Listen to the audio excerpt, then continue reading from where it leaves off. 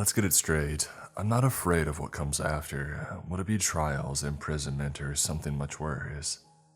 I'm afraid that if it is not me, nobody would leak the truth.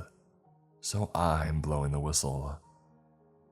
Just for the sake of my own frail sense of safety, I won't share any personal info. All of the names are random and all the matches are coincidental. We live in a crazy world, right? A couple of decades ago, people couldn't even imagine the technologies that are present in your smartphone, laptop, or gaming console. We are standing on a brink of a day that will introduce us to a new coil of attack breakthrough spiral. With all these crypto, blockchain, NFT, deep learning things the internet brags about lately, it is more than obvious. And yes, those don't look very reliable at this point. And I personally think that not all of the above will see another year. But the point is, back in the days, nobody thought that you could watch HD videos on the screen of your phone while chatting with a person living on another continent over a gaming app with photorealistic avatars that use motion capture. You get the point. Deny it or not, we're at this stage of human history. I work for a company that is responsible for one of those apps, a really popular one, you might imagine. Holding the key role in my department, making magic happen, but enough with the bragging. About a month ago, we received the official proposal from the big guys. They were asking if we would like to get a sneak peek into the Metaverse, so that we would understand the technology, our capabilities and limitations, and be the ones among the first to port our product into their VR environment. We agreed instantly. As you know, you either stay in trends or go down with the history. So, a week ago, we received some dev kit stuff, dozens of devices, access permissions, and nearly a box of paperwork, metaphorically speaking, as all the forms and manuals came in digital. And they sent in some stuff too. Couple of guys named Jack and Beth came along to monitor the testing, answer questions, and ask their own too. Now this wasn't a big surprise, as we had had similar experiences in the past when some new features were introduced. But would you believe me if I say that it took me no less than 3 hours to read through all the agreement forms and sign all the NDA documentation? There was a lot of it. I'll spare you the details about handshaking and chit-chats. The devices that happen to be modified versions of the Oculus Quest 2 were distributed between folks in the office. We made sure that each department had at least one, so we could get a better picture and a wide range of opinions, and we picked the day of the week to give it a go. And so, the testing had started. It feels like I need to make a remark here. I'm not a stranger to a VR technology in general. I myself have an HTC Vive at home and like to drop by VR chat or slice some fun out of Beat Saber. So if you're expecting the, wow, it was like the real world thing here, it wasn't. But to be completely honest, the visuals were better, yes. I think the Quest supports higher resolutions and they achieve some great things with 3D sound and built-in speakers. But I'm not sure if the regular market ones have the same. I don't own it. But yeah, there we were.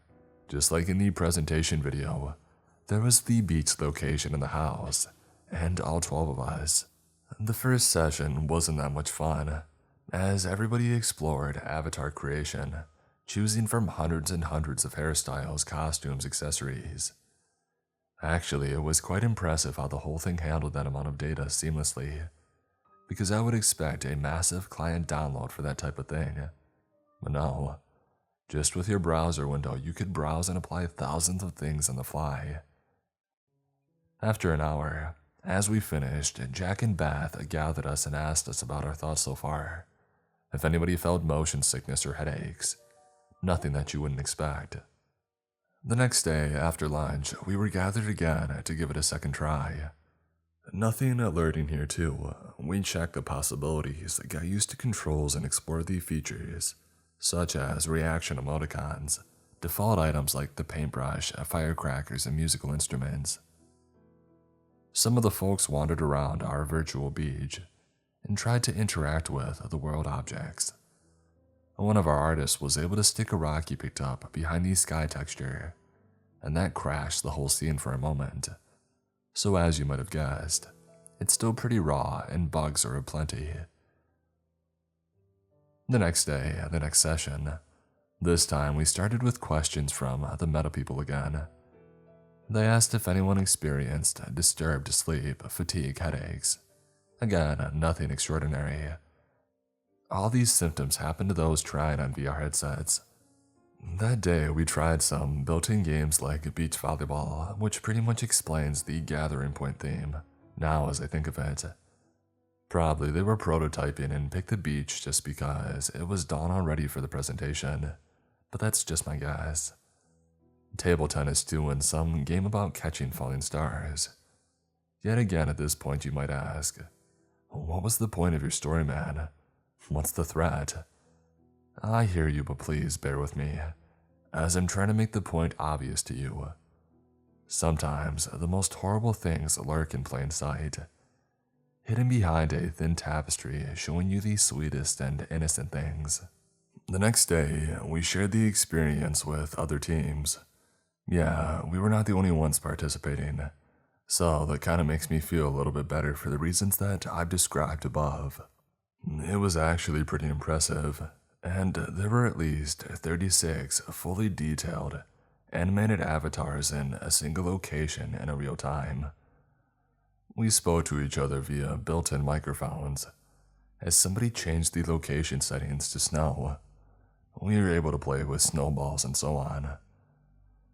The physics of the materials is something unbelievable. You could almost feel making snowballs as you gave them shape with controllers, and those vibrated lightly as you pushed the hands together, while the soft crunching sound played in the headset, resembling the real thing. And did I mention the water in the clouds? Anyways, after this session I had the questions to ask, but thanks to my colleague, it was he to go ahead and shoot it.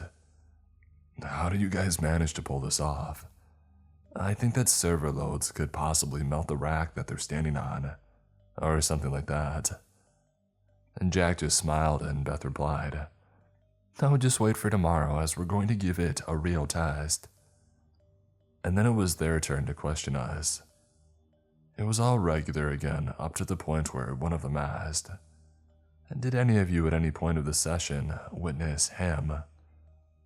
We sat there blanking in confusion, silent, but Beth, I think, just said, "Okay, please, never mind. Next question."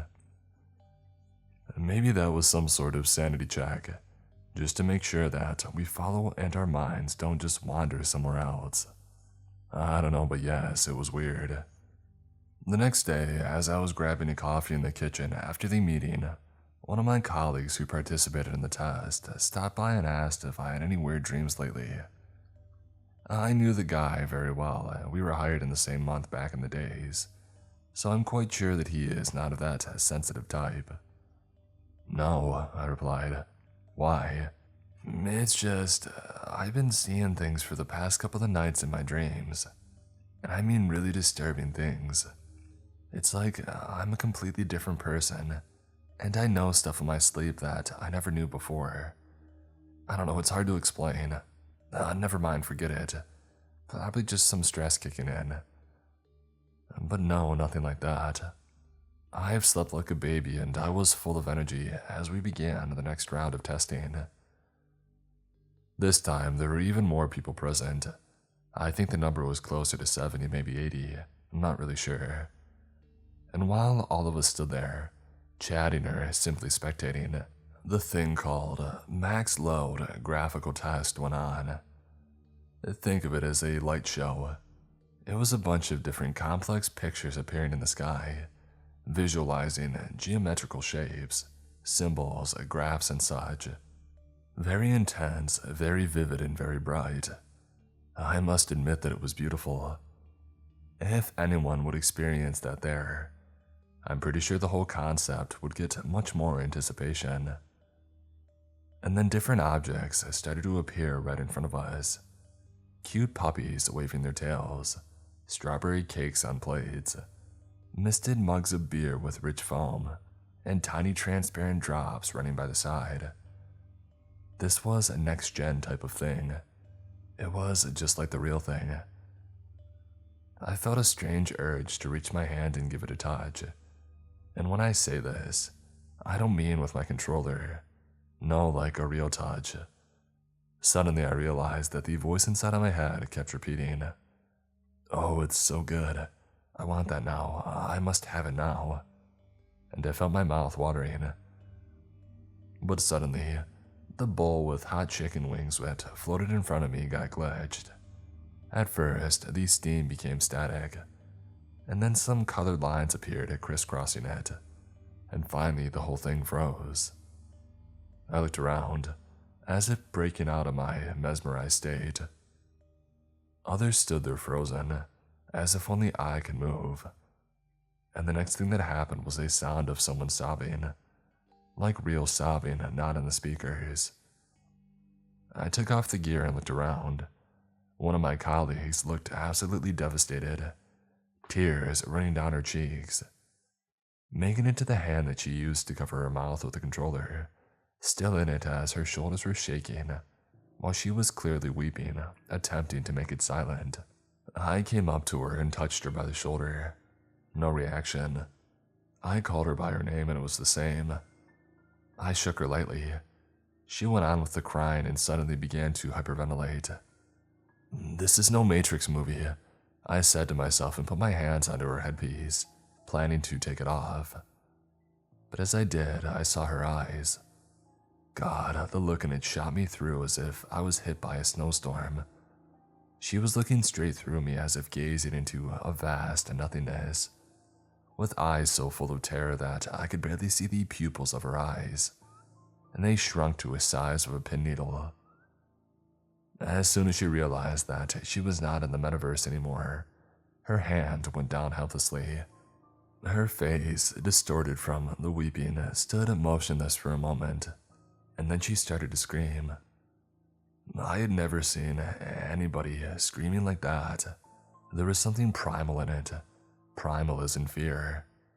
I panicked, freezing in place as her spit landed on my face, paralyzed by this unexpected act. Thoughts were running places, but before I got a good one, I was broken out of my stupor by another scream to the left of me, and another, and yet another one.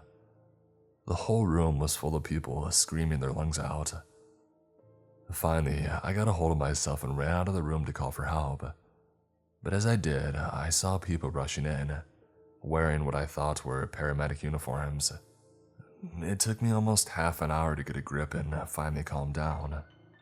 As I was sitting in the kitchen, surrounded by my colleagues trying to make me feel better and asking what had happened in there, we saw the guys in the uniforms rolling these stretchers here and there. Some of the people in them had blankets over their faces. My God. Of course, we never saw Jack and Beth after the incident.